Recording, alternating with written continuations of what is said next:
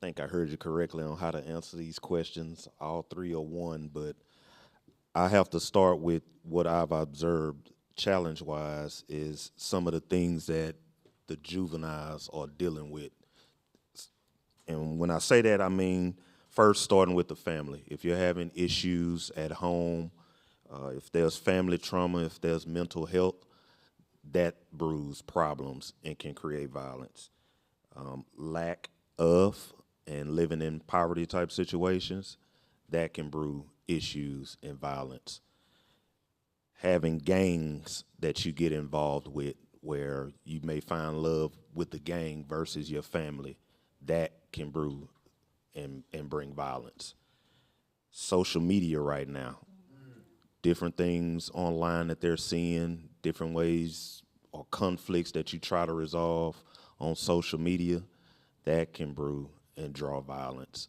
And access to weapons that juveniles are able to get now, whether it be from the home or if they're involved in one of these gangs and their mode of operation is breaking into cars or homes to acquire guns, that can brew and draw violence. So that's that question. You want me to wait for the other ones? Or? Go right ahead. Second question: how do we believe, or what do we believe are the most prevalent causes of crime and increases? I kind of answered that a little bit within the questions, but right now we're seeing those challenges in the communities. And at one point, I remember working an extra job at a school. It was called CLC, and then changed to Beechnut Academy. And we were in contact with a lot of these juveniles. HISD would send some of their kids that had issues or got suspended to this school. And we started a program with Dr. Penn from U of H a while back called the TAPS Teens and Police Academy. But you would get these juveniles in, and they're just kids, but they would be the toughest and hardest and meanest the first day when they would meet us for this 11-week program. And by that 11th week, over time, with getting to know us and getting to know them and finding out what their real issues and challenges and problems, what they were facing at home. And it's little small stuff that will cause a lot of these issues with the kids. But having that time, spending that quality time, and having resources for the kids are what broke those barriers and figured out how we could decrease a lot of the crime that was happening in these schools or with the kids individually. So programs like that help. I see the short-term and long-term solutions.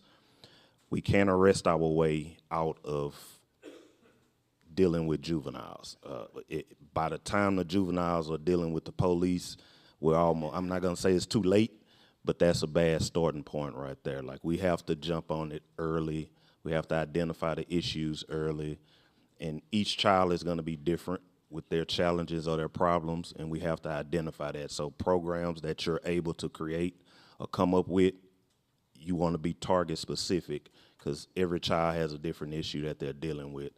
And getting to the bottom line of that is a great start for short term, or for long term, really. But short term, they trust the church more than they trust the police sometimes, at least starting off. So take advantage of that. You know, you have the community, you have the family all with you. Take advantage of that while you can and build the proper village around the kids. And that right there can help reduce the crime that brews up and the violence that comes out of that.